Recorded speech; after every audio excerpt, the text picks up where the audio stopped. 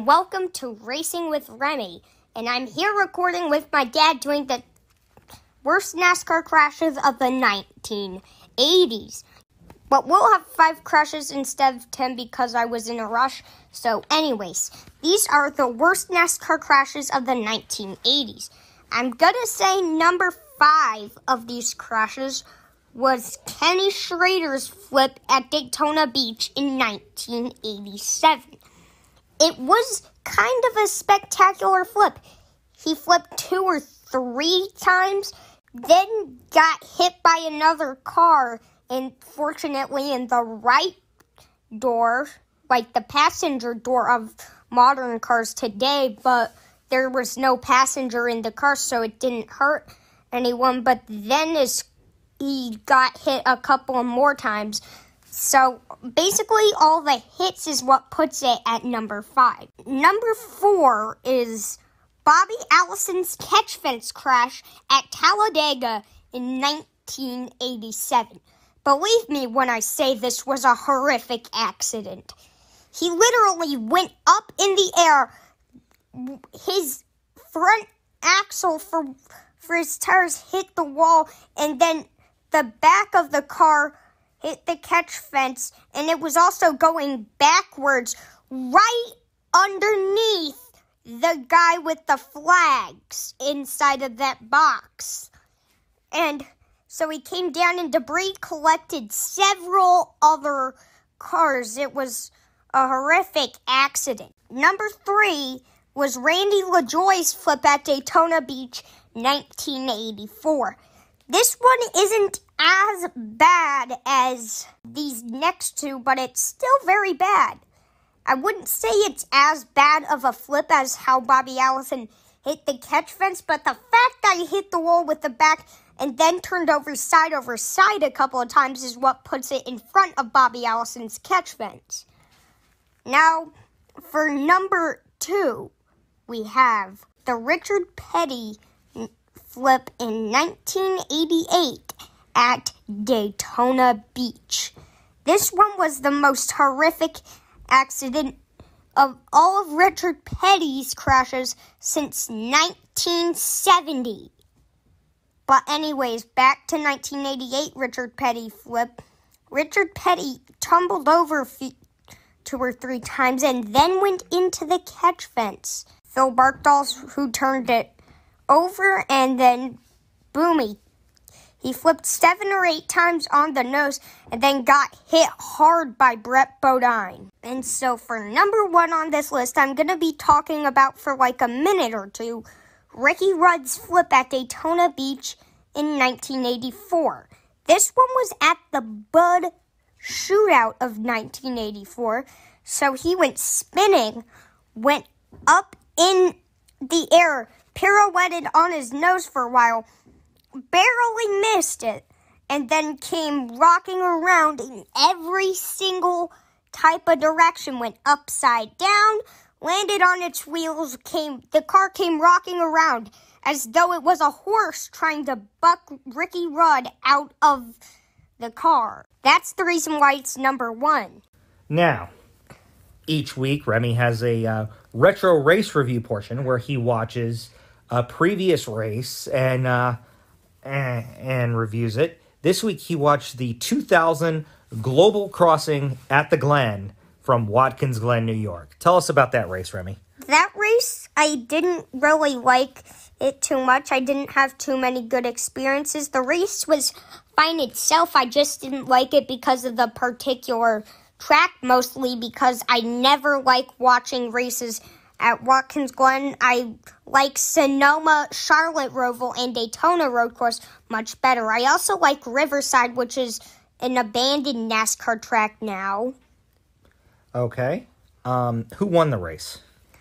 So the race was won by Steve Park, who drove the number 1 car at the time and was hired by Dale Earnhardt. Yes, he was the first driver hired by Dale Earnhardt when Dale decided to move into being an owner. And I remember in an interview after the race, Dale said it justified his pick because he felt like that Steve Park had a lot of talent and that he would show it one day there. Mm-hmm. What else can you tell us about the race? The race was kind of okay. It started out with Dale Earnhardt wrecking a little. Okay, now, during the race, son, they kept showing clips of a previous crash at Watkins Glen from earlier in the year. Can you tell us about that one? That one was Jimmy Johnson's crash. It was a horrific accident. He literally went head-on into the foam wall at over 200 miles an hour. Something broke on his car, and he literally came. And he was also 24 years old, came right in the styrofoam head-on. It sent parts of the styrofoam flying in all different directions.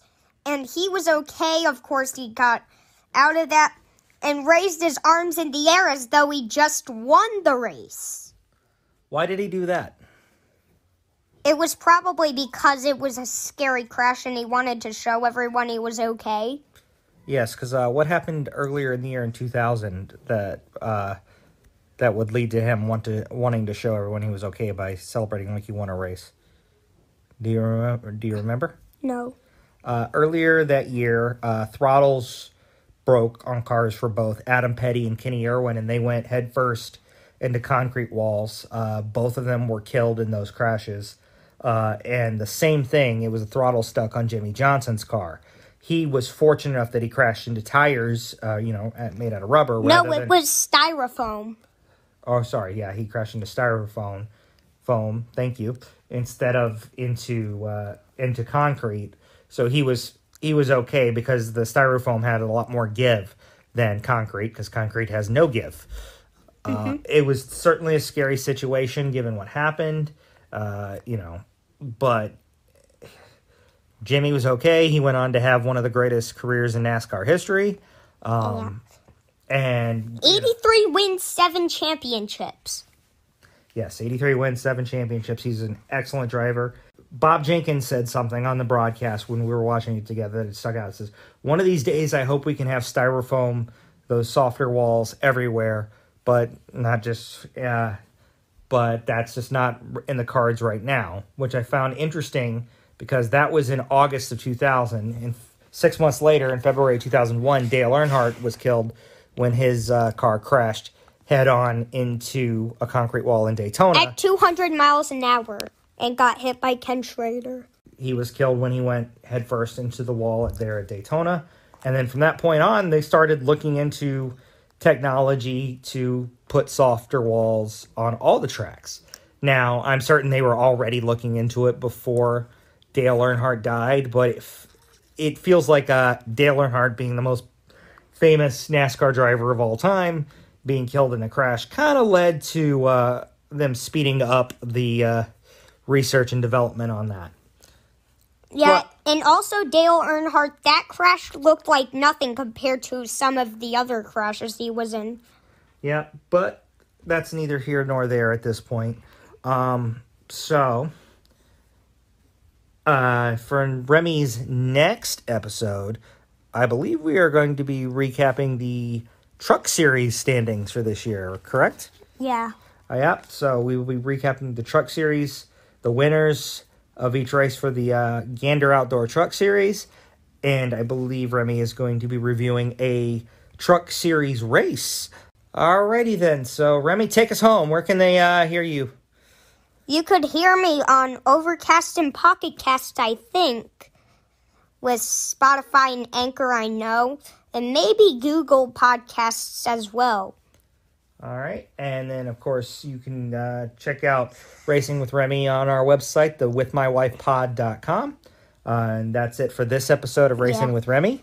And also on withmywifepod.com is I watched it with my wife in Caregiver Chronicles. That's right. Thank you for pitching to Mommy and Daddy's 2 podcasts.